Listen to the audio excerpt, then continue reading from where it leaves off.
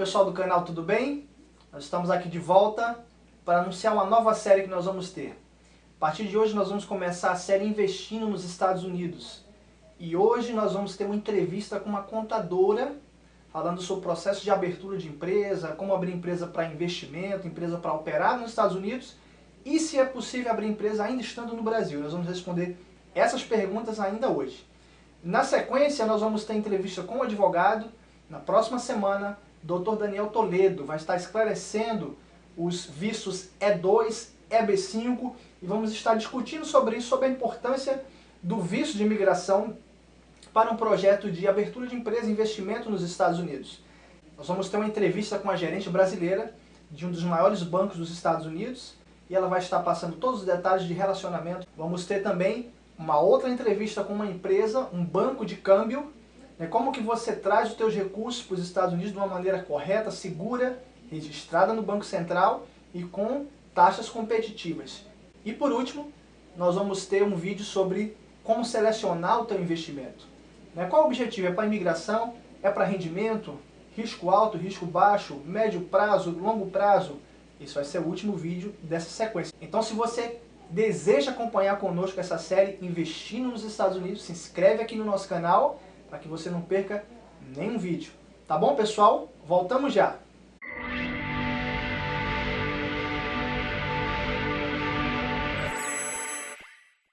Bom, pessoal, estamos aqui de volta com a Andréa Ferreira da Assured Accountant. Tudo bom, Andréa? Tudo bem. Quero agradecer aqui a presença da Andréa. Como eu prometi para vocês, na nossa série Investir nos Estados Unidos, a gente ia bater um papo com um contador e a Andréa é a nossa contadora, né, Andréa? Da Lyrics. Ninguém melhor de confiança para estar trazendo informações aí de qualidade para vocês. Tá bom? Andréa, fala um pouco para a gente. Vamos sugerir uma situação hipotética, tá, do brasileiro que vem para cá na condição de turista e ele quer investir. Ele quer comprar um imóvel, que ele quer aplicar algum dinheiro aqui nos Estados Unidos. Qual seria o procedimento para ele estar abrindo uma empresa? Então, para abrir uma empresa aqui nos Estados Unidos não é burocrático, não é uma coisa demorada, como eu sei que acontece no Brasil. É algo fácil, algo que dá pra gente fazer mesmo que você esteja fora dos Estados Unidos. Quer dizer, mesmo ela estando no Brasil ainda, a gente consegue fazer com que abra empresa aqui. Sim. E qual seria a documentação básica? O que é necessário?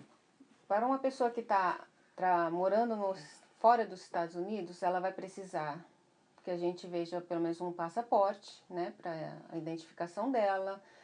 Vai precisar de um local aqui dentro dos Estados Unidos onde vai estar localizada a sua empresa, tá bom?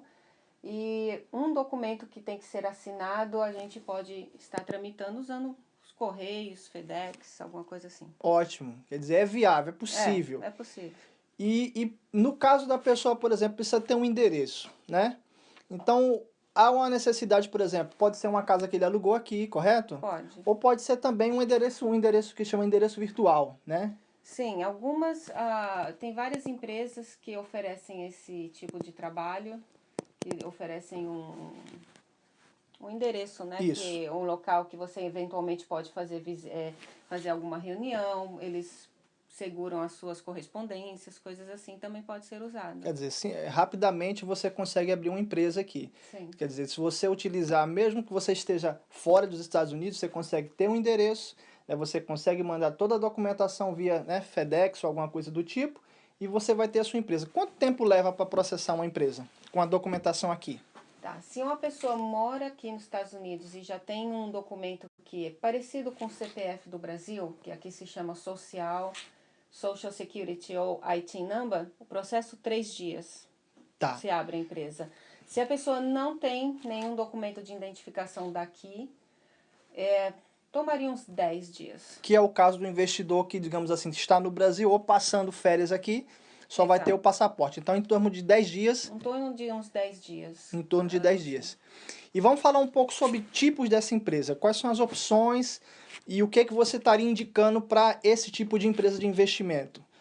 Por exemplo, comprar imóveis para alugar, comprar imóveis para vender, fazer flip ou coisa do tipo. Bom, as duas estruturas mais usadas aqui são a corporação e a LLC. A corporação é uma entidade separada dos donos, ela tem a sua vida, tipo, sozinha ali, né? Ela tem existência perpétua, conforme pode ir mudando, vendendo as ações, ela continua, a empresa continua, Sim. entendeu?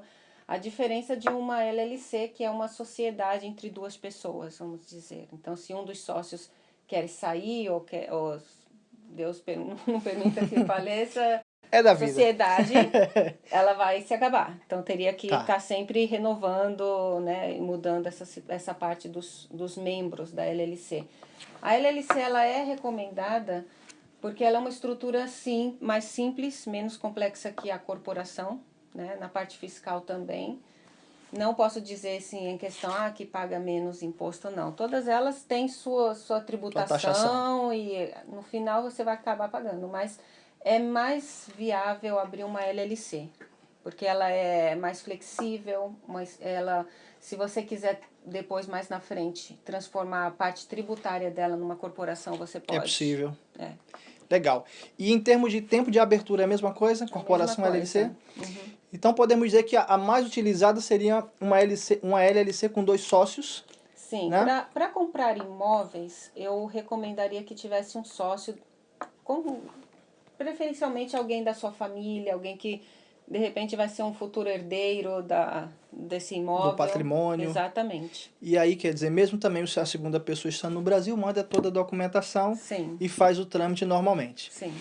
Ótimo. André, vamos falar agora então, a gente falou um pouco sobre quem quer investir, né? Ou quem vem do Brasil de férias e quer comprar um imóvel de vacation homes, ou quer comprar uma casa para revender, mas vai voltar para o Brasil, é puramente investimento. Aquela pessoa que chega aqui mais para comprar um negócio ou para iniciar um negócio, que vai ter empregados, que vai ter uma movimentação muito maior, como que seria o trâmite em relação à contabilidade? Bom, primeiramente, se ela não vai estar aqui, ela vai precisar de alguém que seja um gerente administrativo, Isso. que possa estar na frente do trabalho, né? E, obviamente, estar contratando cidadãos americanos, e isso é uma coisa que até ajuda bastante num processo migratório depois. E o processo de contabilidade, as leis trabalhistas aqui não são tão complexas como no Brasil também. Não é difícil, é uma coisa fácil de dar prosseguimento. Legal.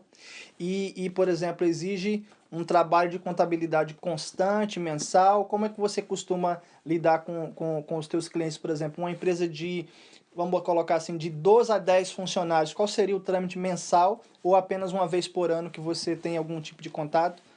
Eu recomendo mensalmente para quem tem empregados. Ok. Porque existem tributações que têm que ser enviadas ao governo Mensalmente.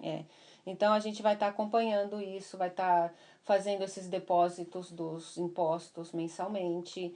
E também já terá a oportunidade de ver como é que está, né, Saúde financeira, a saúde né? financeira da pessoa, da empresa. Se ela está tendo lucro, prejuízo até aquele momento. Agora vamos falar um pouquinho o seguinte, dá uma ideia para a gente de custo, primeiramente para estar abrindo essa empresa. Eu sei que tem bastante variáveis de tipo, de licença, depende da natureza, mas quanto que custaria hoje estar abrindo uma empresa, uma estimativa? Uma estimativa, a LLC ela custa um pouco mais que a corporação, né? Então, entre as taxas de abertura e as licenças que você vai estar tirando, as licenças básicas, porque existem, dependendo do ramo de atividade, você terá outras licenças mais complexas, né? Por exemplo, na área de construção, você vai exigir que exista alguém que tenha a certificação do Estado. Sim. E esse processo vai demorar um pouco mais. Ou áreas profissionais, como engenheiros, advogados. Então, são coisas que vão exigir uma licenças especiais. Mas sim, no caso de importação, exportação, consultoria, vendas de, né, representação, alguma coisa assim. representações, são coisas mais simples. As licenças são somente 2, né, que é a da cidade onde está localizada a empresa e do condado. O condado é uma região maior. Então, entre a abertura da empresa e essas 2 licenças, estaria gastando por volta de uns $600. 600. Obviamente é caso a caso. Se você tiver alguma dúvida, alguma pergunta, você manda pra gente vai esclarecer com a Andrea. Porque existem cidades que cobram mais. É diferente os preços das cidades. De county para county, cidade para Sim. cidade. A estrutura geográfica dos Estados Unidos é diferente da do Brasil. Sim. E cada cidade ela tem sua estrutura de fiscalização, né, de licenciamento. Tá? Bom, pessoal, a gente vai chegar no final aqui da nossa conversa. Foi um prazer estar aqui com a Andrea. Obrigada. Né? A Andrea da Assured Accountant, é uma parceiraça nossa da Lyrics. E a gente se vê na próxima. Muito obrigado, Andrea. Obrigada. Tchau, tchau, pessoal.